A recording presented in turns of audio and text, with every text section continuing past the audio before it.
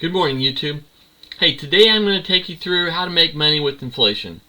How to prepare yourself for inflation and kind of what it is and what it looks like historically versus what the media tells you today. And so to get a good understanding of something, that's what you have to really, make money and prosper in a situation where other people might not be prospering. So let's transition that right here. First, we're going to look at the money supply. This is the total supply of money in the U.S. Okay. Now this is historical. These numbers down here are kind of skewed because as money is inflated, these hiccups get smaller in the money supply. So we will go out here. We'll just zoom in on lately, and we'll say here COVID happened, recession occurred, and the money supply went way up. Now, how did the money supply go way up? We'll come over to here, and you see the Fed doubled their balance sheet from 3.86 to 8, so $5 trillion of this came almost immediately between March 4th, 2021 and June 30th, 2020, March and June of 2020. So if you come over here and you go March to June, that actually didn't all hit, but you're looking at an amount of at the peak, we'll say an increase of $5 trillion. So you look at this graph right here, M2 money supply, from here to 20.45 is that point right there. This little part was other ways, but let's look at this. 20.45, this number here came from the Fed increasing their balance sheet. Now, let's look over to here and see how low we are now. 20.705, so we're about $250 billion higher right now than we were here. Let's say 300 billion. Now let's see the Fed's balance sheet right now and see how much it has decreased by. It has decreased by $600 billion total. So if you look at this total money supply, almost everything that's left in this inflationary curve right here is because the Fed hasn't cleared their balance sheet. So the problem they're talking about in the economy, except for about $300 billion, is gone, except that the problem they specifically created by increasing their balance sheet is still here. You can see by the graph they have not decreased it very much, just a little bit. Now if they decrease another $4 trillion, what will happen is your money supply will go down by $4 trillion. Now you can see it's not immediate, it's a little bit gradual, but if the money supply goes down by $4 trillion, the problem that will be happening is called deflation. So all the houses that went up in value will go back down in value some, and we'll have drastic things. So that's why they don't want to pull it all out. So they're doing it over time with a little bit at a time to try to control interest rates, control inflation. Now this graph is the gross domestic product over time. As you can see, it's still growing. Out here, COVID, we took a hit, but pretty much recovered quickly because of that Fed money, helped in that. And if you look back at 1929, what happened in 1929 to 1933 was about a large percent of the U.S. government money supply was destroyed due to stock market crashes, speculation, things like that, and the government did not print money at that point to fix that money supply, so we had a Great Depression. In this case, they did, and so we have high inflation, and they're trying to get that back into under wraps, right?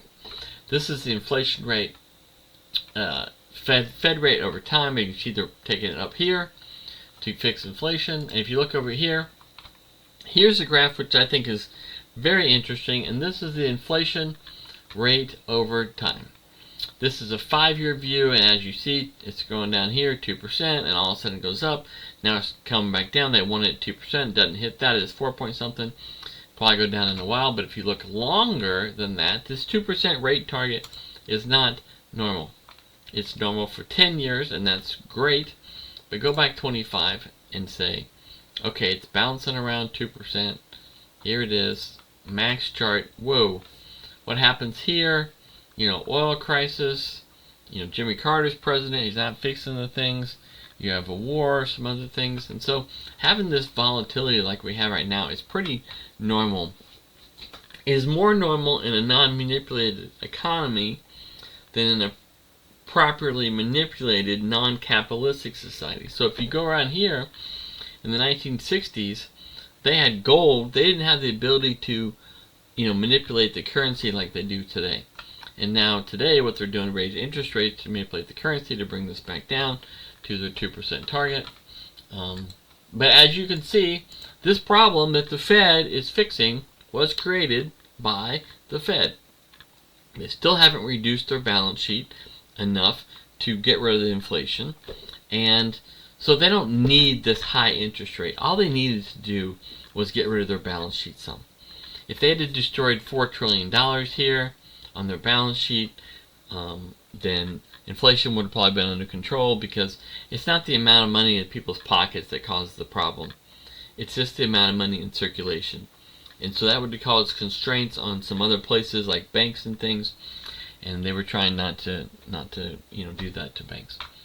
So that's what I wanted to show you this morning, was those inflation things. Now, a couple things to think about how to make money in inflation. If your inflation rate, let's see if I can find that. Inflation rate, let's say your 5-year inflation rate. If your inflation rate is 8%, okay? So let's take 2021. Your inflation rate is 8% and you have money borrowed at 3%. Then you're making 5% on inflation, because the money that you pay it back with is now cheaper money than the money you borrowed. Maybe still $100,000 and $100,000, but your $100,000 is 5% less than it was before. So you actually made 5% on that borrowed. Now, second thing is, if you look at assets that are measured in dollars, as the dollars go down in value, those assets go up in value. You saw that in the housing market. The housing market went up, let's say, 75%. And that was because a great decrease in the value of the dollars was there. So if you buy a house and you buy it with debt, you have two inflation protections. One is the debt, and the second one is the house itself. And so that's why rental houses, might turn out so great with inflation, is because you have double inflation protection on the house. Now, the other thing about inflation and interest rates on houses like rental houses is they could be variable and your rate could go up here. So inflation rate is 8%, you're paying 8%, you're breaking even. And that might hurt your cash flow. But a lot of people got a lot wealthier in 2022, 2020, 2021 because of inflation. Because they positioned themselves ahead of time to have some debt and also to have some assets. Now, people that have assets that are outside of their house and their 401k are called wealthy. And so most poor people classes don't have that. Middle class has their house and their 401k. So if you look at middle class today and you say, where are all my assets? And you say, my assets are in my house. My house went up way high in value during this. Well, that's because it's a middle class thing to have a house. And then your 401k. Those are your two sources of wealth. I'm not sure exactly why that's the case. I think maybe, like when I talk to people, they'll say, I don't know why to have anything else. I don't know why to have a brokerage account. I don't want to have automatic deductions into a non-IRA account so that I can buy assets. They'll say, I don't know why to buy a rental house, things like that. And so maybe they just don't know why, because maybe they weren't taught why. But then, wealthy kids are wealthy because they buy those assets. It's not having to do with how much money they have. It's not having to do with how much they make. It's having to do with what they buy, what they spend their money on. So, you get a job and you buy a new car, then you're middle class or poor. You get a new job, you put 25% aside to buy, assets like houses or stocks, things like that outside on top of your 401k, then you're going to be in the wealthy class. And it's just a choice based on what you know. And there's not one's not better than the other. It's just, you know, some things that you know, some things you don't know to do. And, you know, even now, people ask me, you know, why do I do the things that I do? And if the reason that I did them was to increase my consumption, then I would have increased my consumption. I would have spent the money, spent the assets, sold the houses, and done what I wanted to do, and then I would no longer have those. So in order to have those, you have to kind of have a mindset that you have a reason that you're going about building these assets or this company or those type things. And a lot of it can be to do with the challenge of building the company. It can be to do with who it makes you become when you do it. You know, what skill sets you have to gain, those type things. And those things can continue to be things that you work towards no matter how many houses or assets that you have. You know, it's very akin to working out. If you work out to get a girlfriend or a wife, and then you get the girlfriend or wife, then a lot of times you'll stop working out because you accomplished that purpose. So if you work out to feel good about yourself, to feel good, to be healthier, then that doesn't really change as you get a girlfriend or a wife or as you are healthy. You want to continue in that kind of a lifestyle. And so that's the same way with wealth. Is very similar to being in shape and taking care of your body, is taking care of your finances and having things grow over time, and understanding that those have a practical purpose, and it may not be this month or next month, but it does change your life. Hope this helps you, and the next video I'm going to do is going to be on some crypto things I've been doing, just an update so you can understand the results. Helium versus Solana, two things I've been doing and what the returns, what they look like.